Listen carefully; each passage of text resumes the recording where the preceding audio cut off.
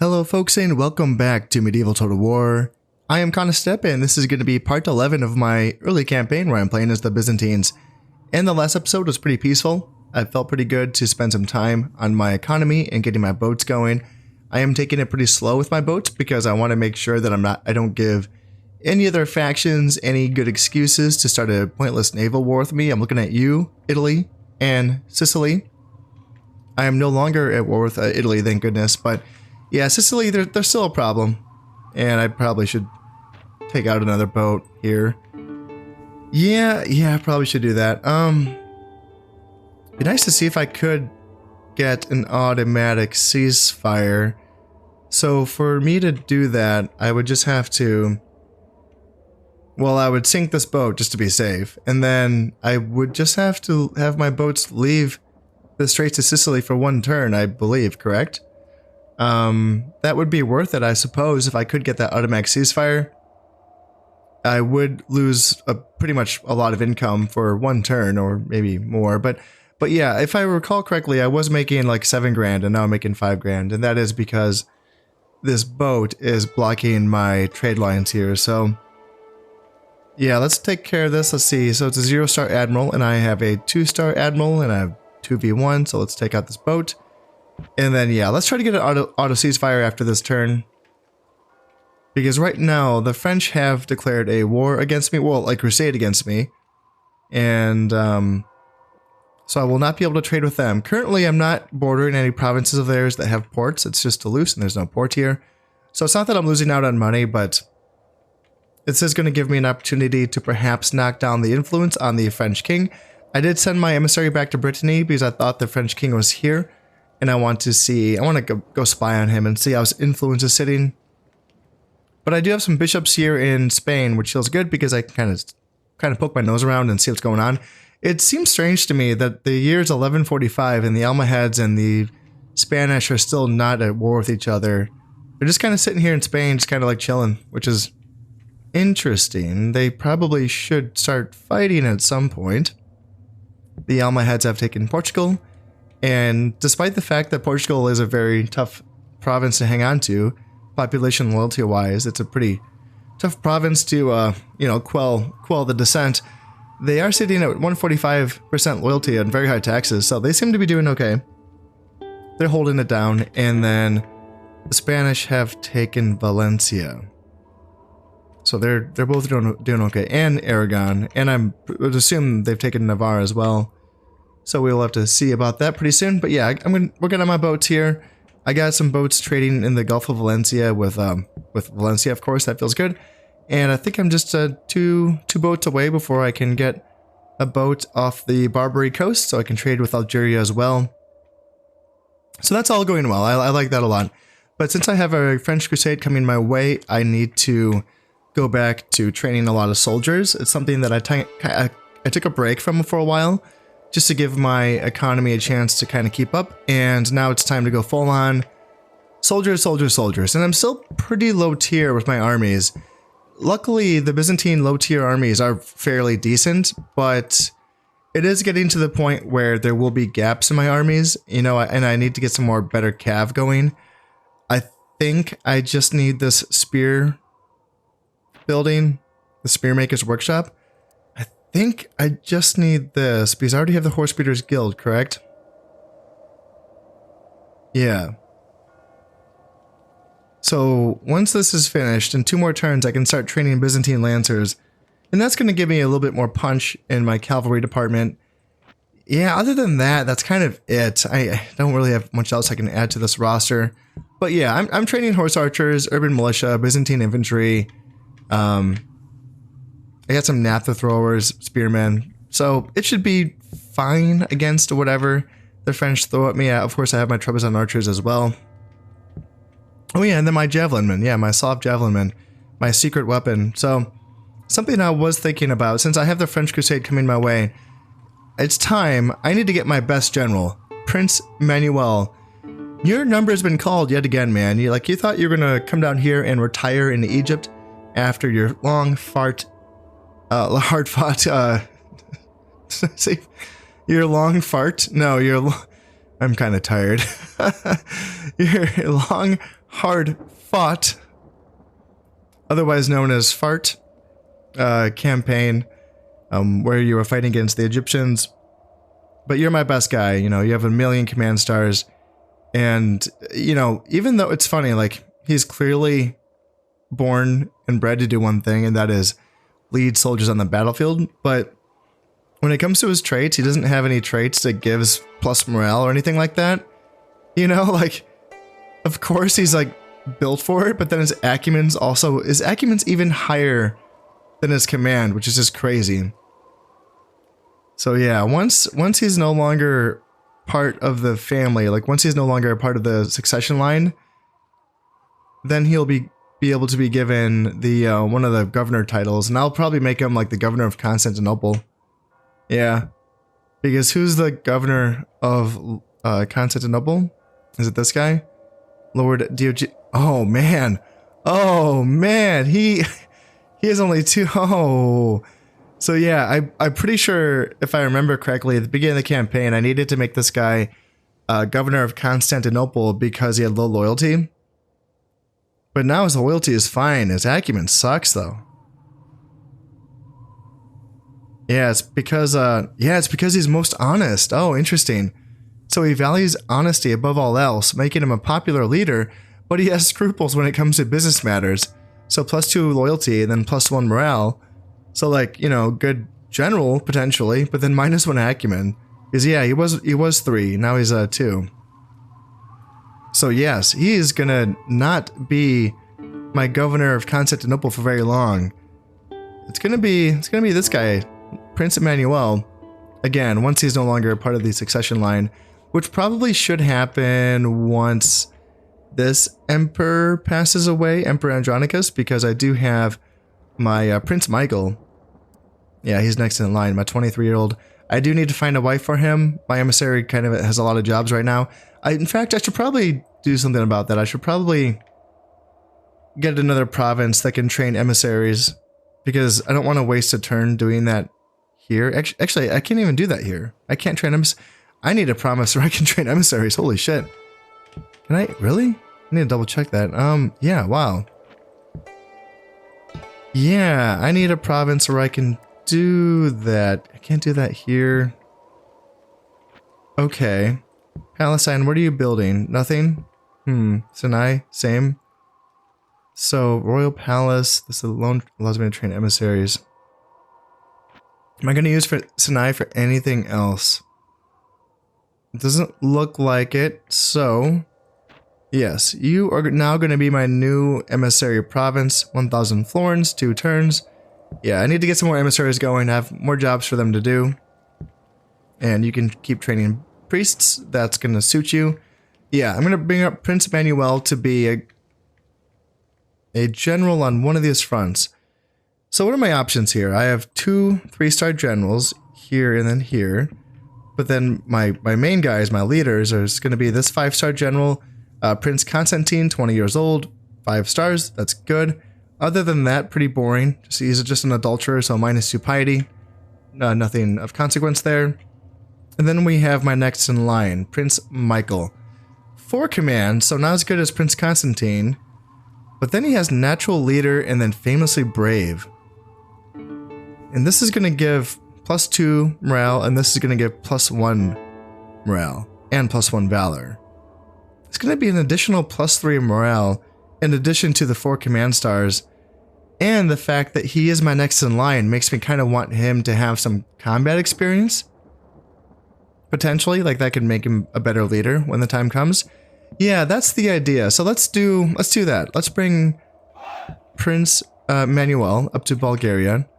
And actually, let's do this. Bring him to Serbia.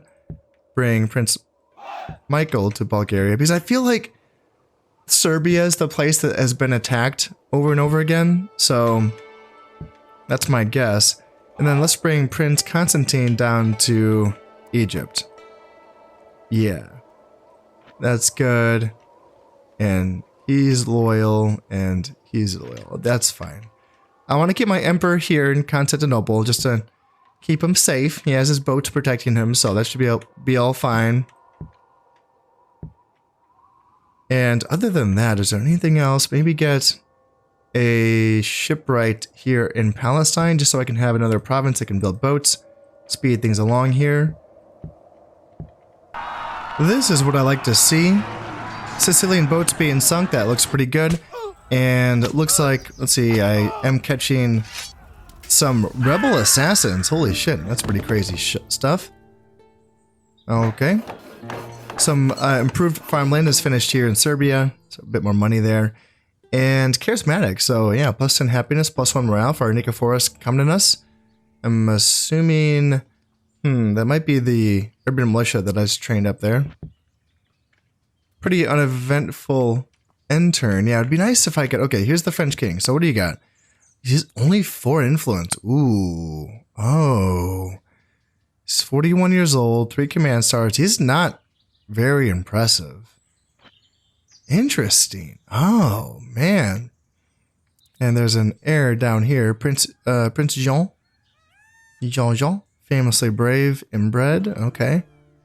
So he sucks. Man. Ugh, okay. Wow. 4 influence on the French king. His loyalty is fine. Yeah, Prince Jean's loyalty is okay. Yeah, I want more spies up here. I want more spies.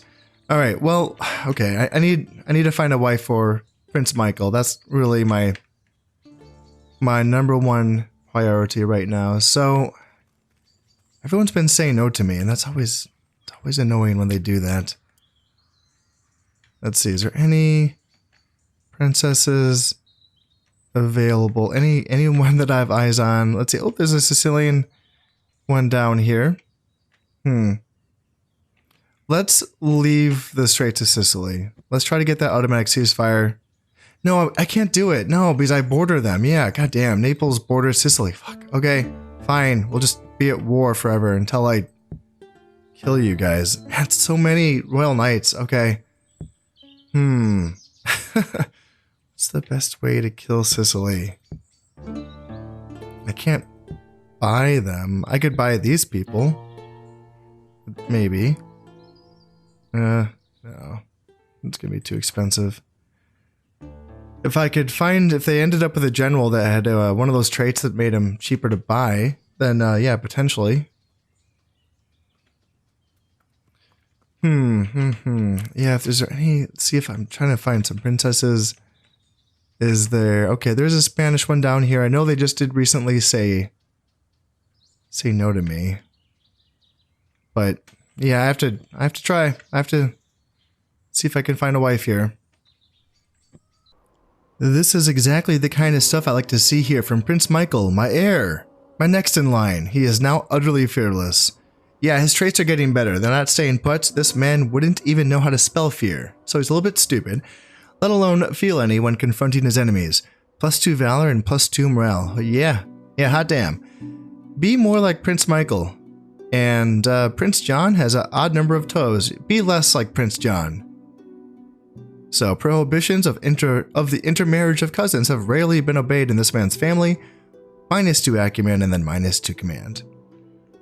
So he's down to yeah, Prince John is down to a 2-star general. Yeah, that's too bad. But you know, I think he's like down the line. And 24. It's 24.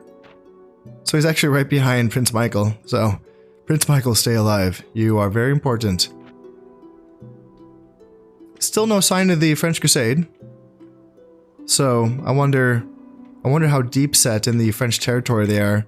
I'm assuming they are marching overland at this time and hopefully just sucking up just a whole bunch of other Catholic soldiers, because that's what crusades do. The higher the zeal in the territory that they are passing through, the more soldiers that they will suck up from those armies. And yeah, it's kind of a cool mechanic. So yeah, let's see if I want more. I want to know more about this French territory. I want eyes and ears. Ooh, we got, let's see, Spanish king. Yeah, 4 influence. Man, the Western kings are not looking too great. We could have ourselves a civil war on our hands. How about the Almohad king and 5 influence, a little bit better. now that the royal palace is finished here in Tanai, I'm able to give this title to someone. This is a title that comes with the royal palace. So not only can I now train emissaries in Tanai. Oh, I didn't know I could train horse archers here as well. Ooh, I could probably use those, but no, let's get some emissaries going. And yeah, I have the Chamberlain of the Palace title I can grant to someone. This is going to give +2 loyalty and then also +2 acumen. This document grants unto the holder the privileges, rights, and duties of this office to be held for the furtherance of the ruler's pleasure and the better governance of the realm. As a direct consequence of the title, the office holder shall receive these 2 traits. So this is going to be about money, right? This is about making someone a better governor. And I was looking around here. I was looking at my provinces that make the most money. I assumed that it was Constantinople, but it actually is Antioch. Antioch makes a little bit more at, yeah, 2,200, and then Constantinople 2,100. So yeah, there's a little bit more coming from Antioch. So I think that Prince Manuel, whenever you are ready to serve as a governor and you are no longer going to be a general, you will be the... Oh, did he die? Oh, he's ready. Oh. He just died of old age. I wondered about that. It said one of my generals had just died, but it didn't give me a name. It just had a blank name. So I was like, oh, well, okay, it must be someone else. No, Prince Manuel just died. But because all of the traits do carry over onto the next captain of his unit, we have Isaac Maniakis. And he happens to just be as good, just as handsome as Prince Manuel. Yeah. Yeah, so 9 acumen. You are going to be the new governor of Antioch. Okay, I need, as soon as these emissaries come online, I'm going to keep this one on task with trying to find wives for my sons. But these new emissaries coming on board are going to be tasked with, yeah, the new, okay, so this governor, this current governor of Antioch, where are you? Yeah, you, 4 acumen, it's fine, but the fact that you have not gotten any better and you have not gained any traits, I mean, I know that's not, so that's not going to happen when you're stuck inside of a stack. And that is my assumption of how that happens, is that when you are either in your own stack by yourself, you know, you will gain traits, or if you are the leader of this, you know, I'm keeping 2 peasant garrisons, and yeah, it's going to be always this guy. It's always going to be basically the quote-unquote general of these 2 garrisons, the guy with the star on there. He's going to be the one gaining traits, typically. So if you stick a governor inside of a stack, they're not going to gain any traits, I don't think. I don't know if that applies to, like, the bad vices. I'm not sure. Yeah, that's something I should keep an eye on. I don't know. Now that I think about it, I just feel like it's just the generals. The generals of the stacks and, you know, the mini stacks. So if you leave like a bunch of units out just like this and you don't merge them together, they will all gain traits. That's my understanding of how this works. Is that you know, it's just typically the generals that will gain these traits. So, yeah, it's interesting. He hasn't gained anything, which can be a good thing and a bad thing. But the fact is, he's only 4 acumen. 4 is a good baseline, but it's not what I need out of Antioch. I need you to be relieved of your title. He has plenty of loyalty, so that's not going to be an issue. Also, he's not a general, so also that's not an issue. And I will be giving that title to Prince Manuel's successor, Isaac Maniakis. And then, who do I have for Constantinople? Yes, this is where I was going with this. So, I was looking for a uniquely talented individual that just happened to have some good traits. He happened to be the general of this 2 peasant garrison here in Lesser Armenia. Constantine Angelus. And look at that, looking pretty good with the 6 acumen. And if you look here, you see both of his traits are geared for acumen. Fast talker. Court jesters come to this man for lessons in how to turn a pithy phrase. His mind is as sharp as his conversations, +2 acumen. And then he's also a materialist, so he is motivated by material wealth, spending much of his efforts on acquiring more of it. So +1 acumen, that's how he's up to a 6 acumen. And you should be a governor. Yeah. Yes, you should. So you are going to be the new governor of Constantinople, which means that this guy, Lord Diogenes, needs to be removed, have his title removed as well. Yeah. So, in the meantime, what I can do is I can bump him up to 8 acumen by making him the Chamberlain of the Palace. Yeah. So much for being captain of the peasants in Lesser Armenia. You are now going to be the Chamberlain of the Palace. Yeah. That's a pretty good boost, I'd say. Let's do it. Check it out. Yes, you are made to govern. Very soon you will get your own province to govern. I can now train Byzantine Lancers here in Nicaea as well. So Lancers are the foundation of the Byzantine cavalry. Cheaper and lighter than the cataphractoi, they are still well protected and able to mount devastating charges against all kinds of enemies. Using archers to weaken an enemy formation before a charge is a favorite tactic. Yeah, I will gladly implement that. So, let's see, now that I can train Byzantine Lancers there, I should probably find another location where I train Spearmen.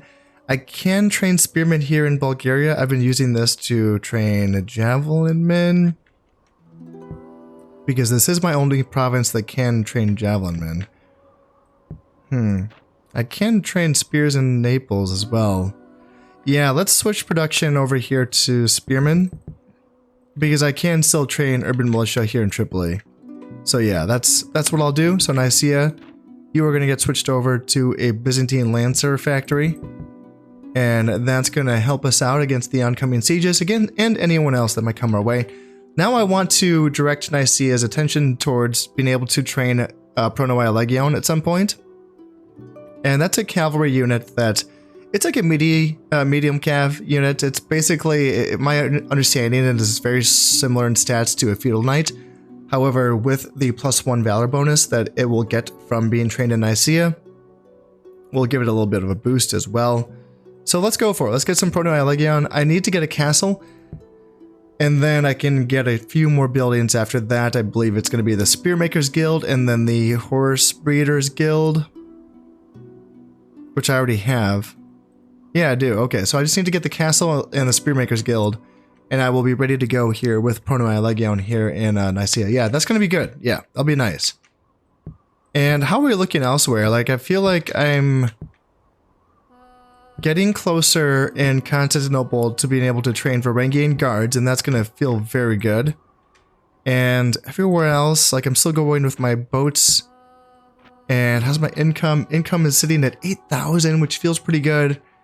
And there's room for improvement here. I have just moved some boats into the Straits of Gibraltar, and that's going to boost my income a bit. And so far, people seem to be behaving themselves when it comes to leaving my navy alone. There's no more Sicilian boats for the time being. No, there is not. It's going to feel very good, because at some point, they should just not be able to build any more boats, because they're going to be paying upkeep on so many royal knights that they should not be able to afford that. Hopefully that's going to be the case. Moving right along, look what we got here. French crusades have appeared on our borders, and I have to say, I don't think that's going to be enough. How many men altogether? So it is almost 2,000. Why does it not seem like that much?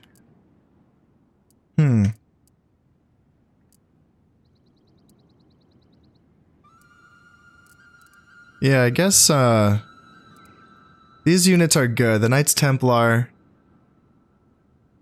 they're pretty hefty. And then the Horsemen are pretty basic. Light Cav, Mounted Sergeants are pretty basic.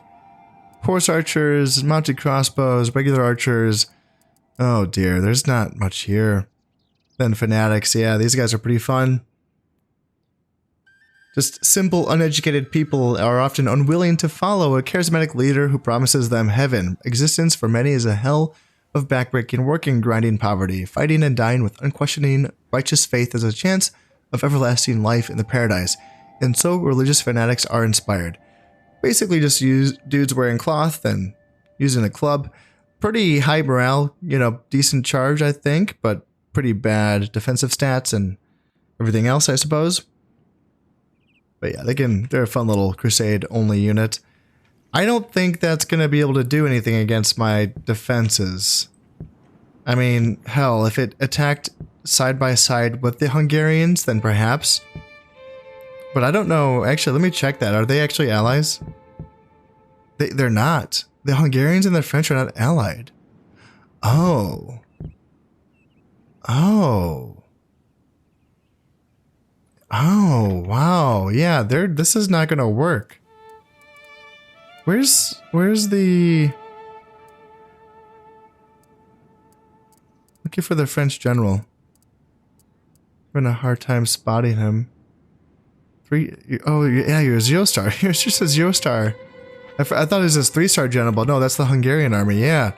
Yeah, they just have a 0-star general leading the French army crusade. Oh, dear. Oh no.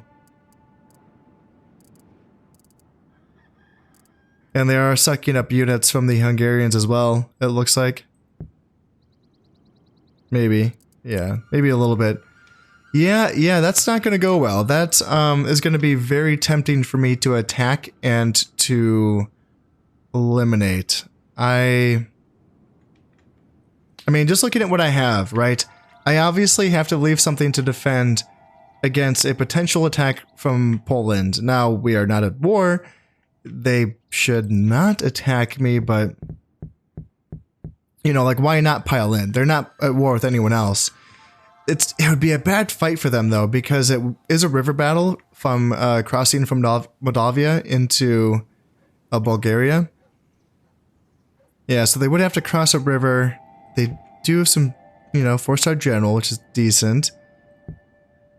That would not be a good fight for them, though. And so what that would leave me with is that, you know, I could send a stack to Wallachia, and that should be fine. There's not much here, just in the King's army, right? And then this army as well is mostly light cav and then cav archers. So as long as I build the right build, it should deal with that without any issue. So that'd be attacking in that direction. I'll leave one here. I can attack one here. So that would leave me with potentially 3 armies I could send into Hungary to deal with the French Crusade and the Hungarian armies. And I'm really curious about this because I don't know how this would work. They're not allies. But the Hungarians are clearly letting the French Crusade through their lands to appease the Pope. But they're not technically allies. So how does that work on the battlefield? Are they a neutral army? Oh, I have to find out. I'm so curious now. Yeah, I am just, I'm like ready to go. Yeah. So I'm going to do this. I'm looking at my numbers. And I'm like, yeah, I can take this. And if the Polish want to get cheeky, like I can mess them up. I just have to leave enough spearmen and javies and archers in Bulgaria. And that will be able to mess them up here on the river. Just fine. Yeah. Yeah, this is going to be the fight. Now, this is, okay, attacking from Bulgaria into Wallachia, also have to cross the river. Okay, that sucks. Ugh. What about this way? I didn't even check this way. So Bulgaria into Hungary, I do not have to cross the river. What about Serbia into Hungary? I do. Damn, okay. Okay. So that begs the question, if I'm attacking Hungary from 2 provinces, which one is it? Which one is true? Is it, you know, am I having to cross a river or not? Well, if I'm attacking with my, if the leader of that army is going to be coming from Serbia, I'd imagine it'd be him, right? Whereas if I send Prince Michael to fight this battle in Hungary, I imagine that he would not, it would be this. It'd be fighting hills and flatland, lush grassland, and no waterways, no river. That's my guess. which is unfortunate not being able to use my badass general, Isaac Maniakis. But perhaps I can just simply send him to Croatia to deal with this army, and then what I can do is send... Yeah, I would leave Prince John, poor Prince John. He'd be just kind of hanging out here counting his toes and seeing if someone wants to attack from Moldavia. I should send a decent general to attack Wallachia, though. I mean, if I have to cross a river... I don't need to go through this attack, actually. I just need to hold this army here while I crush this French crusade and these Hungarian forces. So I could send a general to fight in Wallachia that I don't really care about his, like, him getting bad traits. Like this guy, Lord Vatazes, King of Serbia. Like, he's probably going to get the hesitant trait or the, you know, something like that for feigning this attack, but that's okay. I don't really want to attack over. I don't want to fight river battles. I fought so many of them playing Shogun that I'm like, nope, I'm just done. I don't want it anymore. I don't want to do it. It's not fun. Yeah, I think that this is going to be the right call. It is tempting to perhaps wait a little while to let this French crusade diminish in forces, because that is what will happen, is that it will lose men as we go along. Should I do that? Should I wait a few turns? I want to see if I can cause a French civil war, like right now. I'm very, very tempted. This is now set, and this attack is ready to be put into motion now. This army who will be going into Croatia, as I said before, mostly spears and archers and javies, with a support from a couple of units of Byzantine infantry as well as a couple of units of horse archers. And yeah, they should be good to go. They will be led by my 8-star general going into Croatia. A little bit of overkill, but I want to make sure I get the job done on that end. And yeah, then on this side,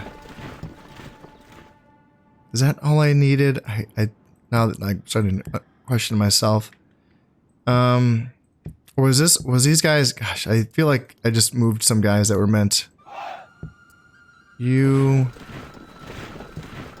think you were also going to go this way. 3 units. Yeah, I was going to send a full stack. Yep, that's what was going to happen. Yep, I get it. And then this army, yes, this is just a 3-star general, but it's going to be led actually by Prince Michael, my heir. Yeah, this should be good. And this is going to be a lot, but we'll see. We're going to go in here and see how this goes here in Hungary. And then I will be leaving these forces here to guard Bulgaria. Mostly spears and archers, javies, with some Slav warriors just as some more bodies. And I'm going to send a small force into Wallachia. Just a small varied force here, just to kind of hold them in place. I don't really intend to attack. However, if they do leave some soldiers, or if they do reinforce Hungary from Wallachia, then I can either take Wallachia. That's kind of the fun thing. Like, you go through with these attacks regardless of whether or not you can actually think you can make it, because if they move some soldiers, then you go, oh shit, I can go in there and I can take it. If they don't move soldiers, then it's a win-win, you know, then they're not reinforcing the main fight. So yeah, that's going to be the play there. So I think that's good. Hopefully I'm not fighting a river battle in Hungary. That's what I'm hoping for. So fingers crossed. Now, I do have some stuff I need to take care of. I have my other emissary who's ready to go here, and I need to take... You have plenty of loyalty. Yes, you do. Let's remove that title. Yep, strip this general of all titles of an office. Yep, sorry guy, but I got a better man for the job. And then after that, he can go up here to Naples and strip this man of his title of Constantinople as well. And that should be good. Here, let's bring some more horse archers up to my western front. And yeah, I think that's going to be good. I think I'm ready to go now. I am training assassins here in Lesser Armenia now, and this is the first place that I wanted to take them to so that I can. There's just like a bunch of papacy bullshit hanging out here, like some Catholic bishops and this inquisitor, and it's like, nah, you guys gotta go. You guys gotta go. I like having assassins in all of my border provinces just to kind of clear up the chaff, like get rid of all these foreign emissaries and princesses. No, I'll keep the princesses because hopefully I can start marrying them again at some point. That would be nice. But yeah, I can use my assassins to kind of just gain rank on getting rid of all of these enemy spies working in my territories. But without further ado, I think I'm ready to go here. Let's see, income's looking almost at 9,000. That's pretty good considering I'm at war with 3 factions. I can't be too mad at that. And I'm starting to get some spies into these upper regions as well here. So yeah, I think that's good to go. Let's just kind of look around. I don't think I have to build any more buildings. Yeah, I'm fine. I'm fine. Let's just go in here and get this exciting part done. Just as I was saying, it looks like they did move some soldiers from Wallachia. I believe the king was just here, and now he is not. There still is 2 units of Royal Knights, and they're still relatively healthy, but their only infantry is going to be 2 units of peasants, and then they also have a unit of mounted crossbows. Now, those mounted crossbows can be pretty devastating, but I gotta say, it feels like this is a fight worth fighting. My Byzantine infantry can cut through the peasants. My archers can fend off their mounted crossbows. And my spears and my javies can potentially do in the Royal Knights. It's going to depend on how many bridges I get to fight over. And then I have my wildcard unit, my naphtha throwers as well, and they can do a good job against those Royal Knights. But it depends on how that works on a bridge. Ugh. So, you know what? Yeah, let's fight this. Let's see what happens. So we have ourselves a 1-bridge battle. Well, gosh darn. That sucks. That's going to make things quite a bit more difficult here. To top it off, I'm a little bit rusty with my bridge baiting tactics. It's something that I would use all of the time in Shogun. I have to say, it's a little bit different in Medieval. The timing is a little bit different, and it has made my attempts at attacking river provinces in this game more difficult than you would think, considering all of the practice that I have had. If you take a look at these bridges, they do come with a slope to onboard and then offboard, and that is not something that they had in Shogun. And I feel like this makes a difference. Either with the shooting of ranged units perhaps, or I feel like sometimes when units try to cross and then come back over, it takes them a lot longer. We will see how I manage this one. I decide to send my spearmen on over first. They will be the men chosen to try to bait the enemy into charging me, so that they will be in range of my archers. They are taking heavy fire from the mounted crossbows. They already lost 6 men in 1 volley. That's a tough grab. A unit of healthy Royal Knights is coming for a charge, and you will see what I mean by, like, these guys were told to retreat a long time ago, and it took them a long time to get that order going. Despite the fact that they're being attacked in the rear, I am attempting to pull them back to the safety of my bridge. Maybe I should have held them. They are spearmen after all, and maybe fighting against cavalry on a bridge would have been a advantageous fight for them. In any effect, they are already running away, and these Royal Knights have only lost 18 men, but that is in large part because my archers were holding their fire while my own men were at risk of being shot. Now these guys are wide out in the open, and they're getting mowed down by my Trebizond archers and my horse archers. They're already down to 11 guys. Yeah, that's going to be a tough loss. Jesus, they are down to 6 men. And yeah, down to 5. Yeah, they're down to 5 guys. Yeah, that's it's hard to say if that's worth the 56 spearmen lost in that trade. It is hard to say. Luckily for me, not so lucky for them, the spearmen did rally. With 44 men left, they're going back in again. And this time, it looks like we are drawing some peasants in. And we will see if I get my timing down a little bit better here. And there they go.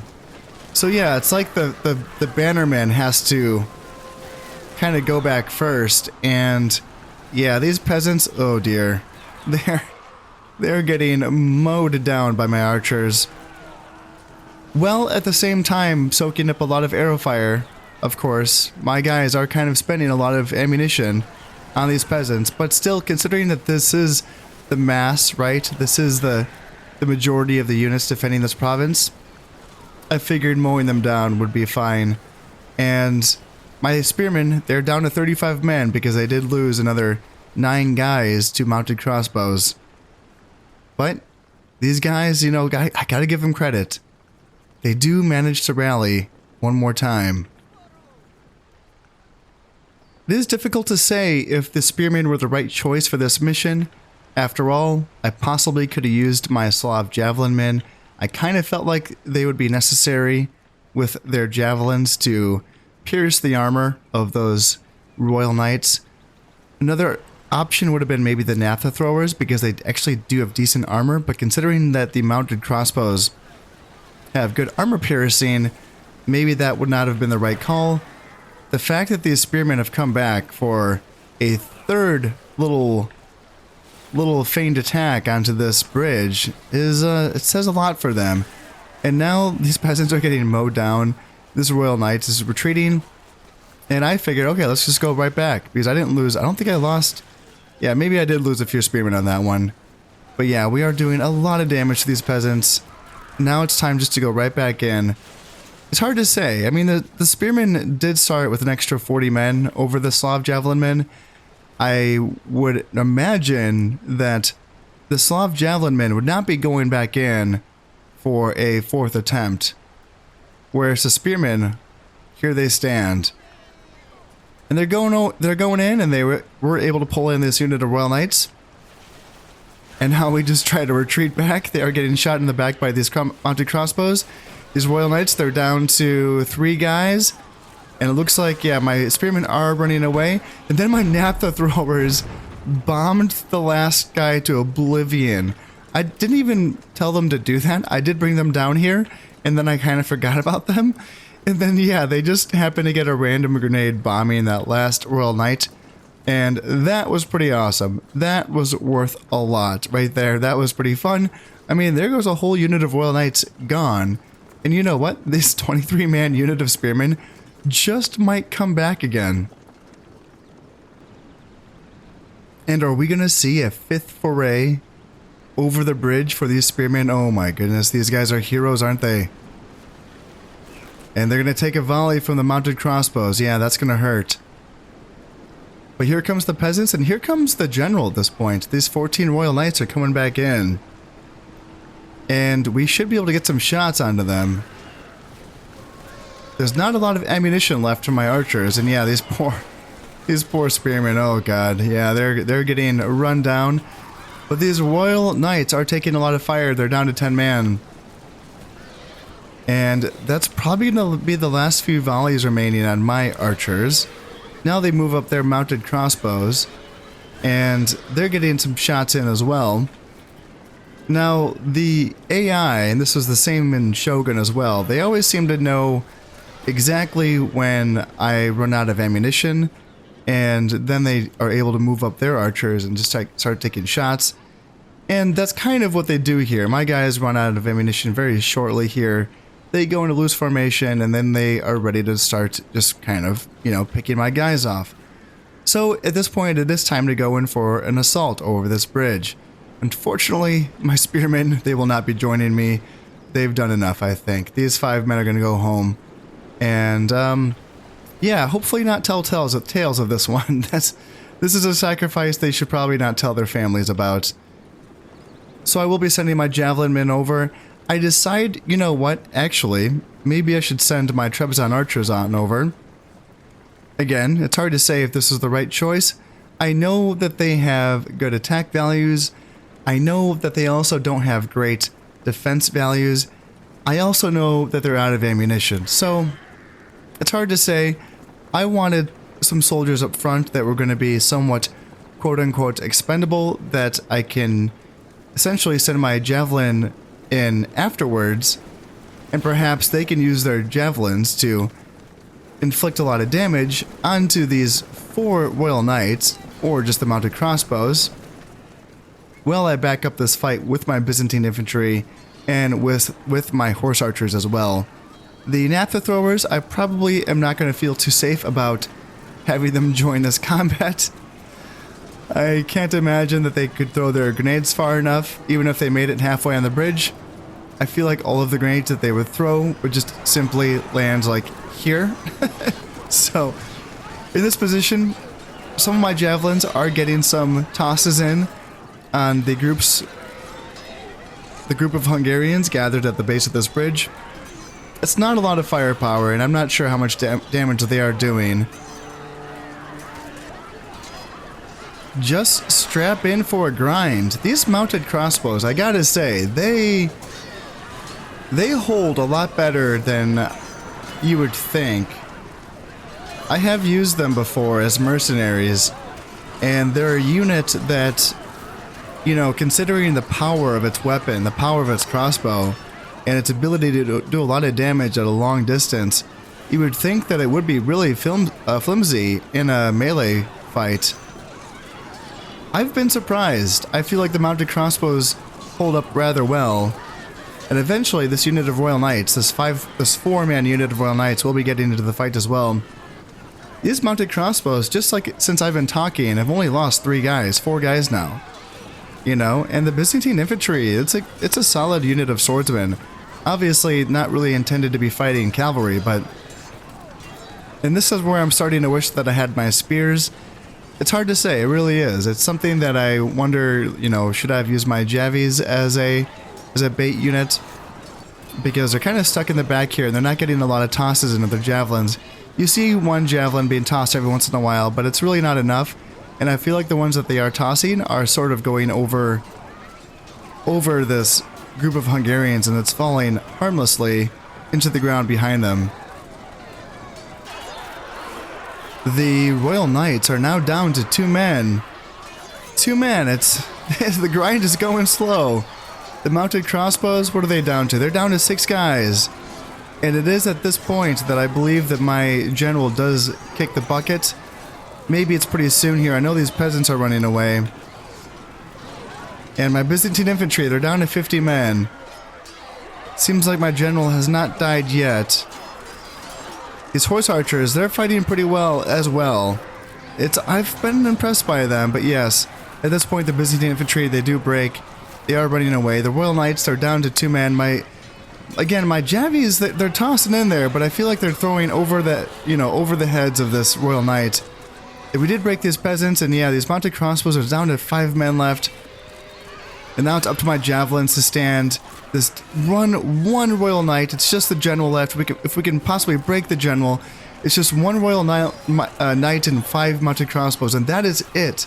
Along with a few peasants in the back. And now I'm thinking, okay, naphtha throwers, go guys, get it done. And then they just bombed the river. I think they were able to kill. Actually, yeah, they did kill a handful of mounted crossbows. And then they had 1 grenade toss go at the feet of the general, and he just shrugged it off. He went, no, grenades do not bother me, and Wallachia is not going to fall today. Ah, shucks, that one felt kind of close. That one felt like I had a chance there. It's too bad that I wasn't able to pull that one off. They just would not break on that bridge. Ah, well. I gave it a shot. My naphtha throwers, I thought they might pull off a last-minute miracle there. I could have swore I hit that general with 4 grenades, and he didn't go down at the end. But you know what? Alright. I did some damage to them, and I held some troops here in Wallachia, and they will not be able to reinforce in Hungary, yeah. And Bulgaria? Oh, what? So the French, oh, whoa. So the French went for Bulgaria. Which means that yeah, right. Okay. So, I mean, I outnumber them, which is interesting. I have good soldiers too. And they're, yeah, this is interesting. Yeah, this is probably not going to go well for them. Yeah, let's command this defense personally. Let's kick some butt. I am loving the fact that we get winter battles here in Medieval. It took me a while before I saw some. I kind of thought that they were so rare that you only saw them if you fought in a far northern province. It turns out that's not true. I guess if you fight more than one battle in a end turn, then that second battle does have a chance, or it is guaranteed to be a winter battle as long as it is in a northern enough province. And it is so cool. There's like wolves howling. I don't know if you can hear it. Maybe I need to wait for the music to end. But they have like wolves howling. It's so cool. Now the French did decide to attack me in a snowstorm. This is going to make my archers and theirs less effective. I can't really see shit, but I do see that I'm on a pretty decent hill here. And there's a hill in front of me with a forest protecting it. And then I just decide, you know what, I don't want to sit here. Let's send my horse archers out. Let's get some eyes on the field. These ones are going to go this way and scout out this little shack here. And I will send this other unit of horse archers up through the hill in the forest on my right side. I spot a unit of Knights Templar on this side, and I start to wonder if I can maybe get some cheeky pot shots at them before they go into the forest. Then they back off. I start to wonder what they're doing, but they are bringing some archers forward, and I wonder, okay, that could be my pick right there. I mean, horse archers, despite the fact that they're not really powerful in a melee, they can at least beat archers. I start to dive in, but I realize, ooh, these archers are probably in what counts as a forest right now, and horses do not want to be fighting in a forest. In addition to that, we got some spears coming on down, and I do not want to be caught by them either, so it's going to be time for me to get my horses out of here and try to pull them back so that I can maybe get some shots in on either these archers or these spearmen. So let's back these guys up. And then I have these horse archers in position as well to start getting some shots in on either the spearmen or the archers themselves. I bring these guys back up to try to get some shots in onto the side of these spearmen. Now that unit of archers that had just been attacked got itself separated out a little bit again, and I can't help it. I take the bait, but I order the wrong unit forward, and these horse archers, because I ordered them to charge after the archers, and I realized my mistake at the last moment, they got caught here, and it's a bad spot to get caught in because there is Royal Knights, and they are able to cut down a lot of these horse archers. There's also spearmen as well, and that was a brutal mistake on my end. However, you'd think, okay, well, I did get a unit of horse archers in on these archers as well, so they should be able to get a lot of kills here, and that should be really good for us, right? This unit of horse archers will be able to get away eventually. Hopefully. They're still struggling here. They're still getting caught by these guys. And there they go. Now they are running away. They're still losing some guys, but if they can still get away with a few guys left so that I can run down soldiers at the end of this battle, they can still be useful. And now these horse archers seem to be really struggling against these archers. And now I'm thinking, okay, well, what do I have to do here to kill a unit of archers?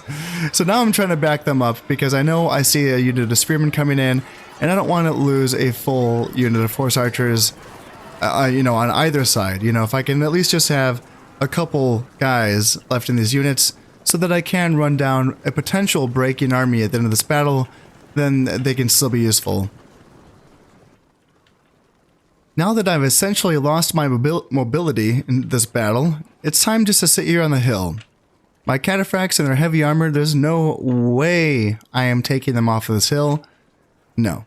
They are not going to be chasing after anyone. They're going to be standing here and providing a defensive steel wall against any potential unit that wants to break my lines here. Now I do have 2 spearmen and 2 archers on either flank, while my middle is being held by Byzantine infantry and javelins.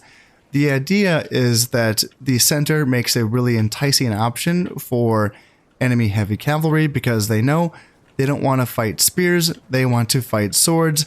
Well, guess what? You can fight my swords, the Byzantine infantry should hold, and then there's javelins waiting behind them. That should mess up any unit of heavy cav that attacks my center.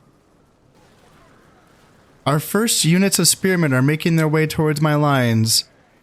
Here's going to be the first meeting of the French and the Byzantines in this campaign. And despite the snow, my archers are still doing a fair job at mowing down the spearmen. They do not have heavy armor, so they will be taking a lot of casualties against my archers here. I decided to bring down my unit a little bit on this hill so that the archers can get a better lane of fire over the heads of my spearmen that are in front of them. And then I do bring down my center to match that, just so that my spearmen cannot get flanked. And then I do bring down my right flank as well, just because this is the edge of the map here, and I want to make sure that these guys do not get left out of the fight. Ooh, did you hear that? Yeah, did you hear that wolf? There's a wolf around here somewhere. See, this is what I'm doing during the battle. I'm just looking for the wolf. Yeah, it's so cool. And at this point, the French army is turning around. It's almost like they are trying to bait me into something, but I'm not going to take this bait. If they want to turn around, if they want to retreat, that's fine. That is on them. Unfortunately, I lost my mobility when my horse archers got chewed up. And the thing is that this army, even though it is clearly withdrawing in a certain direction, these units are not broken. You know, they are just withdrawing, and if I send some units at them and they do not break and retreat right away, well, then I'm probably going to lose that unit, because this unit of spearmen is just going to turn around and chop my horse archers to pieces. So it's unfortunate that I cannot capitalize on what appears to be a clear withdrawal at this point, but sometimes that's just how it goes, and we will have to meet the French on the battlefield at a later date. Well, that was indecisive, although this leaves me with a very interesting question now. If I take Hungary, is that going to be it for the French crusade? I'm trying to think. I mean, they could probably just retreat to Wallachia because I failed to take that. Would be my guess. In any case, let's move on and find out here. Yeah, so they do outnumber me by quite a bit.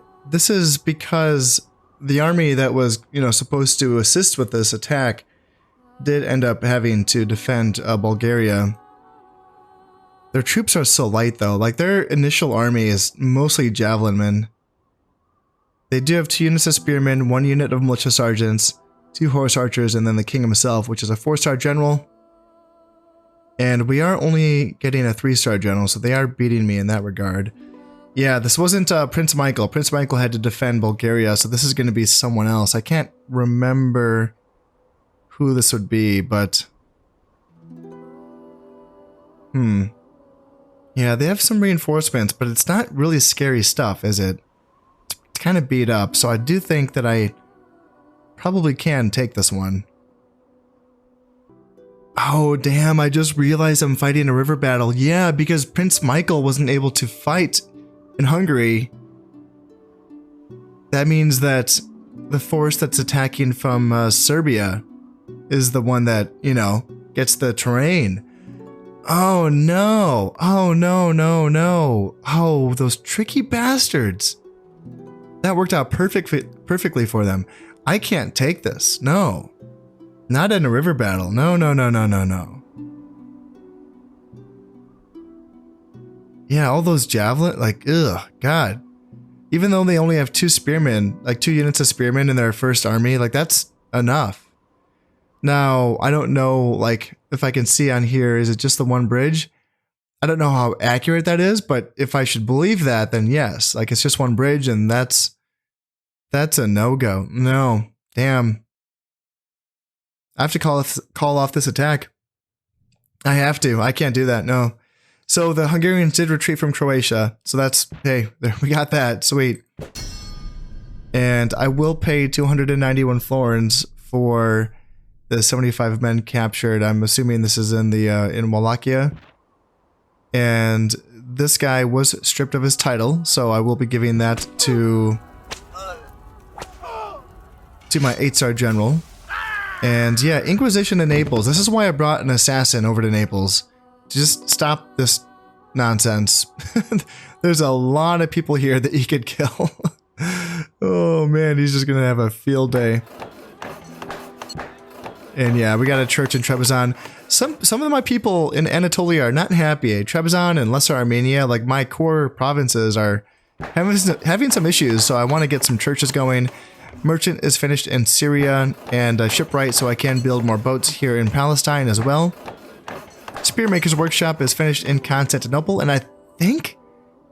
Can I build Varangian or train Varangian guards now? I don't think so. I think I need a Spearmaker's Guild, which is one more building, and then I can train the Varangian guard. So what do we got here? Anything really special, really unique? Nothing. Man of principle. Yeah, good runner in Bulgaria. Who's this? Who ran away? What? That's confusing. Is this, oh, this is probably the person that retreated from Wallachia. Yeah, that's what that is. Okay. Yeah, that's unfortunate. Well, that was not decisive, was it? Yeah. The French crusade essentially got away scot-free, and I mean, I took Croatia, but it's gonna take, oh man. They just left one unit of Slav warriors to guard this, so it's gonna take 4 years to take this keep. I don't have any siege equipment. That wasn't the intention of this. The intention of this was to get rid of the French crusade and all that. Yeah. Yeah, that was pretty indecisive. I'll have to like try that again. I essentially can just do that. I'm sending more reinforcements in by the year, and I will be able to go in and attempt that again. It looks like I have to find someone who will be the new king of Serbia, because I'm assuming the last guy died. I think that was actually my general in Wallachia. I think he was the king of Serbia, because the king of Serbia gives +1 command stars, and he was a 1-star general, so that's just my guess there. So yeah, I'll have to find someone else to do that.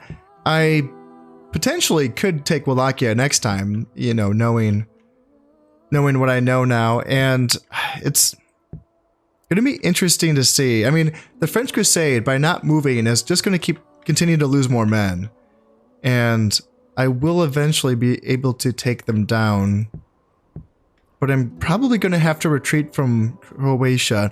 Not necessarily. Not necessarily. If I go right back into Hungary, they're going to be forced to defend here. The French crusade can't do what it wants in theory, and it needs to follow on a path to Antioch, which is its crusade goal. So it's not like it's going to go after Croatia just because I took it. No, it should be trying to cut away through the shortest path possible to Antioch. That should be the idea there. So yes, the Hungarians could counterattack in Croatia, but I can also attack them in Hungary. The French crusade could go back into Bulgaria again.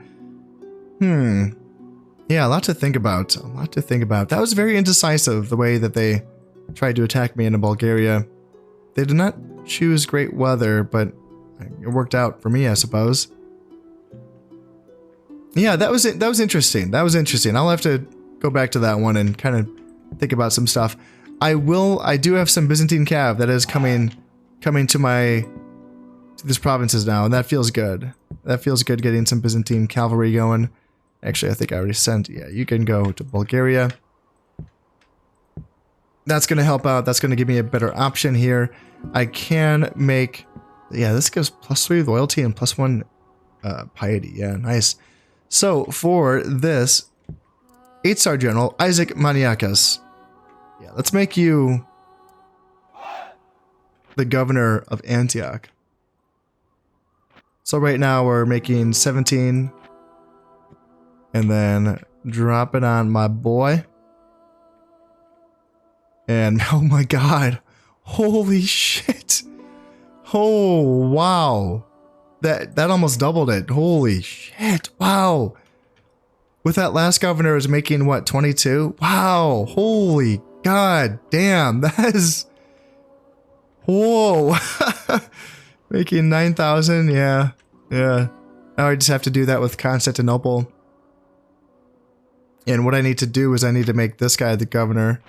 So, you're the governor of Constantinople. I need to strip you of your office.